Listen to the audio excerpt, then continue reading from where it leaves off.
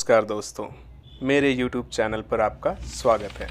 मैं आपको इस वीडियो में दुनिया के कुछ ऐसे रहस्यमय चीज़ों के बारे में बताने वाला हूं जो आपने शायद अभी तक नहीं सुनी हो। अगर आपको मेरे वीडियोस पसंद आते हैं तो लाइक कीजिए और मेरे चैनल को सब्सक्राइब करना ना भूलें। किसी भी कंटेंट क्रिएटर के लिए उनके दर्शकों का प्यार और साथ बहुत मायने रखता है। तो चलिए इसी के साथ वीडियो को शुरू करते हैं। विज्ञान की इस दुनिया में हर दिन कोई ना कोई नई डिस्कवरी या इन्वेंशन होती रहती है। जैसे किसी दिन हमें कोई नई एलिमेंट के बारे में पता चलता है और किसी दिन किसी ऐसे ग्रह के बारे में पता चलता है जहां हम रह सकते हैं हमारी इस दुनिया के ख़त्म होने के बाद। टेक्नोलॉजी इतनी एडवांस हो गई है कि हमें लगता है कि हमने दुनिया के सारे राज से पर्दा उठा दिया है, पर असल दुनिया में मिस्ट्रीज़ भरी हुई हैं। आज हम हमारे इस दुनिया के बारे में कुछ ऐसी मिस्ट्रीज़ और सिंपल क्वेश्चन को एक्सप्लोर करेंगे जिसका उत्तर विज्ञान अभी तक नहीं दे पाया है। So let's explore the greatest unsolved mysteries in the world. Number 5, the underground mystery. इस धरती की सतह के अंदर क्या है कोई नहीं जानता। हम लोगों को सरफेस और थोड़ी सी गहराई में क्या है बस यही पता है। अब कुछ लोग कहेंगे कि सतह के अंदर क्या है ये तो सब लोग जानते हैं। साइंटिस्ट ने भी सोचा कि इसके नीचे और क्या हो सकता है। इसके लिए उन्होंने एक गड्ढा को बनाया जो करीब 12 किलोमीटर की थी। और आपको ये जानकर हैरानी होगी कि बस ये 12 किलोमीटर गड्ढा दुनिया का डीपेस्ट गड्ढा है। जी हाँ, आपने सही सुना। आज तक इंसान 12 किलोमीटर से ज़्यादा गहरे गड्ढे को नहीं डिग कर सका। इस गड्ढे का नाम है कोला सुपर डीप बोरहोल और ये रशिया में मौजूद है। और आपको ये जानकर हैरानी होगी कि इस गड्ढे को बनाने में करीब 26 साल लग गए थे। अब कुछ लोगों के मन में ये क्वेश्चन आ रहा होगा कि इस गड्ढे को और आगे क्यों नहीं कोड़ा गया, इसे सिर्फ 12 किलोमीटर तक ही क्यों डिग किया गया। इस प्रोजेक्ट को इसलिए बंद कर दिया गया क्योंकि जब यह गड्ढा 12 किलोमीटर तक पहुंचा तब इसकी टेम्परेचर काफ़ी बढ़ गई थी। जैसा कि हम जानते हैं कि आप धरती के जितने अंदर जाओगे उतना टेम्परेचर बढ़ता रहता है क्योंकि आप धरती के कोर के सामने रहते हो। 12 किलोमीटर की स्टेज में टेम्परेचर इतनी बढ़ गई थी कि इस गड्ढे को आगे कोड़ना इम्पॉसिबल था। अगर इसके आगे वो कोड़ते तो कोड़ने वाली जो इंस्ट्रूमेंट है वो भी गल जाती। ये काफ़ी खतरनाक हो सकता था, इसलिए इस प्रोजेक्ट को बंद कर दिया गया। साइंटिस्ट बस अनुमान ही लगा सकते हैं, पर असल में इसके नीचे क्या है कोई नहीं जानता। इस गड्ढे को the deepest artificial point on earth कहा जाता है।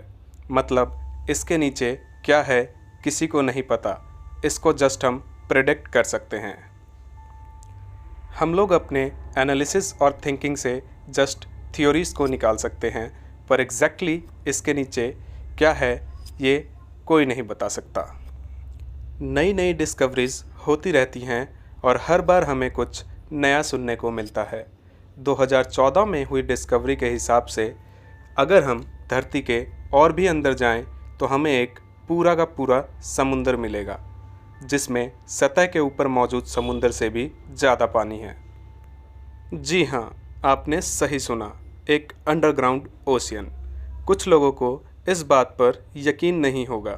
मुझे भी यकीन नहीं हुआ था जब मैंने इसके बारे में पहली बार सुना था, पर मैं आपको बता देता हूँ कि ये एक कंफर्म्ड रिज़ल्ट है और आप इसके बारे में नेचर के इंटरनेशनल वीकली जर्नल में पढ़ सकते हो। तो अगर इस जगह पे वाटर मौजूद है तो इस जगह पे जीवन भी मौजूद होगा, क्योंकि वाटर इज़ लाइफ। जहाँ जल है वहाँ जीवन है। तो इसका मतलब वहाँ कई तरह के अजीब क्रिएचर्स भी मौजूद होंगे जिनके बारे में हम बिल्कुल भी नहीं जानते। किसी को नहीं पता कि सतह के नीचे आखिर है क्या। Number 4, unexplored caves. ये एक बहुत ही फेमस फैक्ट है कि दुनिया का 95% समुद्र आज तक अनएक्सप्लोर्ड है। जी हाँ, दुनिया के इतने बड़े समुद्र के एरिया में से 95% अनएक्सप्लोर्ड हैं। दूर दूर के कुछ ऐसे पार्ट्स हैं जहां मानव आज तक नहीं पहुंच पाया और ना ही एक्सप्लोर किया। बिल्कुल समुद्र की ही तरह इस दुनिया में लाखों ऐसे केव्स यानी गुफाएं हैं जिन्हें आज तक किसी ने एक्सप्लोर नहीं किया और ना ही कोई मानव आज तक कदम रख पाया है। और जो गुफाएं पाई भी गईं उनमें से ज़्यादातर किसके लिए बनाई गई थीं ये कोई भी नहीं जानता। नेशनल ज्योग्राफिक ने एक रिसर्च के ज़रिए ये अनुमान लगाया था कि बिल्कुल समुद्र की ही तरह इस दुनिया में जितने भी केव्स हैं उसमें से 90% को आज तक हम लोगों ने कभी एक्सप्लोर ही नहीं किया। अमेरिका दुनिया की सबसे एक्सप्लोर जगह है, मतलब कि यहाँ की लगभग हर एक चीज़ को एक्सप्लोर किया गया है। पर क्या आप जानते हैं अमेरिका जैसे अच्छे से एक्सप्लोर किए हुए जगह पर भी आज तक 50% गुफाओं को ही एक्सप्लोर किया गया है। इससे तो आप समझ ही सकते हैं कि दुनिया में कितने रहस्यमयी गुफाएं हैं। उन गुफाओं में कैसे कैसे रहस्यमयी क्रिएचर्स होंगे किसी को भी नहीं पता। Number 3, how the moon was formed. हम चांद को बचपन से जानते हैं और इसके बारे में कहानियाँ सुनते आ रहे हैं। रात को चांद बहुत ही खूबसूरत दिखता है, पर एक क्वेश्चन है जिसका आंसर किसी को भी नहीं पता कि आखिर चांद बना कैसे। How the moon was formed. आप में से कुछ लोगों ने कुछ थ्योरीज़ के बारे में ज़रूर पढ़ा होगा, पर ये जान लीजिए कि वो जस्ट थ्योरीज़ ही हैं और थ्योरीज़ तब निकाली जाती हैं जब किसी चीज़ का एग्जैक्ट और एक्यूरेट आंसर नहीं पता हो। चांद की फॉर्मेशन का सवाल भी बिल्कुल कुछ वैसा ही है। हमारे पास इसकी थ्योरीज़ मौजूद हैं। चार्ल्स डार्विन के बेटे जॉर्ज डार्विन ने एक थ्योरी निकाला था और उन्होंने ये कहा था कि जब धरती नहीं थी तब कोई भी चांद नहीं हुआ करता था। उस समय धरती की स्पिनिंग की रफ्तार काफ़ी तेज़ थी और धीरे धीरे इतनी तेज़ हो गई कि धरती का कुछ हिस्सा स्पेस में चला गया और ग्रेविटी के कारण वो टुकड़े आपस में जुड़कर एक गोलाकार ऑब्जेक्ट बन गया जिसे हम चांद कहते हैं। और जब वो धरती से अलग हुई तब धरती की स्पीड नॉर्मल हो गई। दूसरी थ्योरी ये कहती है कि चांद कहीं और फॉर्म हुआ था और किसी समय ये धरती के करीब से गुजर रहा था, पर धरती की ग्रेविटी के कारण धरती ने इसे पकड़ लिया और आज तक चांद धरती के चक्कर काट रहा है। सबसे important theory giant impact hypothesis ये कहती है कि कुछ लाख साल पहले एक बड़ी ऑब्जेक्ट धरती से टकराई थी और इसी के चलते जो हिस्से बिखर गए थे वो आपस में जुड़कर मून बन गए। अब आप सोच रहे होंगे कि ये थ्योरीज तो आपस में मैच ही नहीं करती। कोई कहता है कि मून ऐसे फॉर्म हुआ था, कोई कहता है कि मून वैसे फॉर्म हुआ था। तो मैं आपको बता दूं कि साइंस ऐसी ही है।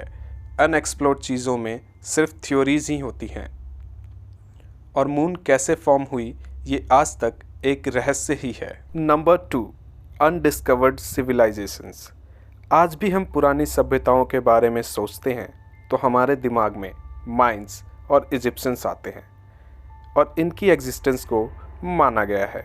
आज भी हम स्कूल्स और कॉलेजेस में इनके बारे में पढ़ते हैं, पर इतिहास करो या रिसर्चर्स की माने तो आज भी इस दुनिया में हज़ारों या फिर लाखों ऐसी सभ्यताएं हैं जिनके बारे में हमें नहीं पता। कुछ तो आज भी जिंदा हैं। नॉर्थ सेंटिनल आइलैंड के कुछ निवासियों के बारे में बताया जाए तो वो एक ऐसी सभ्यता है जिनको बाहरी दुनिया से कोई मतलब नहीं। हर साल कोई ना कोई लॉस्ट शहर डिस्कवर होती है। तो इसका मतलब पहले के जो लॉस्ट शहर थे जैसे अटलांटिस, ये सच में मौजूद थी। बहुत से लोगों को लगता है कि ये सिर्फ कहानियाँ हैं, पर अगर हम रिसर्च की माने तो ऐसी एक तो नहीं हज़ारों सिविलाइजेशंस थीं और है इस दुनिया में जिन्हें हमने अभी तक खोजा ही नहीं। हो सकता है धरती के नीचे अंडरग्राउंड में ही कोई ऐसी सिविलाइजेशन मौजूद हो। हमारे इस रहस्यमय दुनिया में कुछ भी संभव है। नंबर 1, ग्रेविटी यानी गुरुत्वाकर्षण। आप लोगों को ये बहुत सिंपल लग रहा होगा, मैं जानता हूँ, क्योंकि आप लोगों को तो ये लगता है कि ग्रेविटी कोई मिस्ट्री थोड़ी ना है, इसे तो हम बहुत अच्छे से जानते हैं। और यही वो फोर्स है जिसके कारण जब हम जंप करते हैं तो वापस गिर जाते हैं। और यही वो फोर्स है जिसके कारण धरती सूरज के चक्कर लगा रही है। पर असल मुद्दा ये है कि आखिर ग्रेविटी है क्या?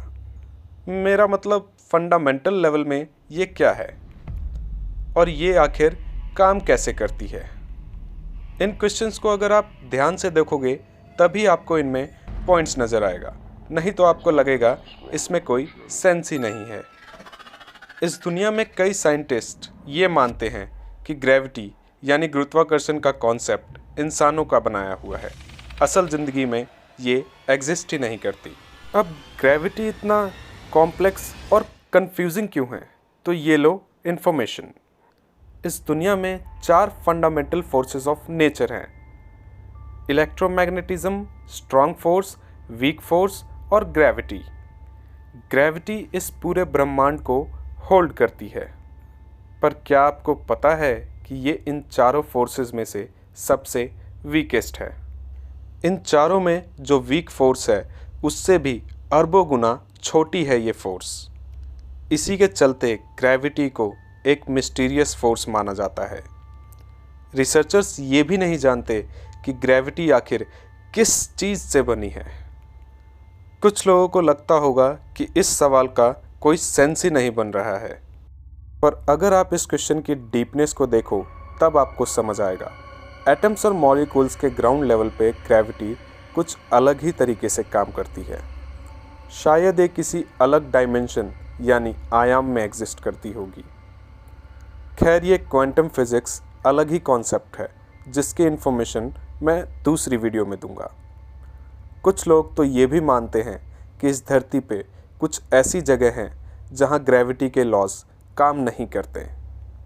पर जो फंडामेंटल क्वेश्चन है कि ग्रेविटी आखिर किस चीज़ की बनी है, ये एक मिस्ट्री बन के रह गई है।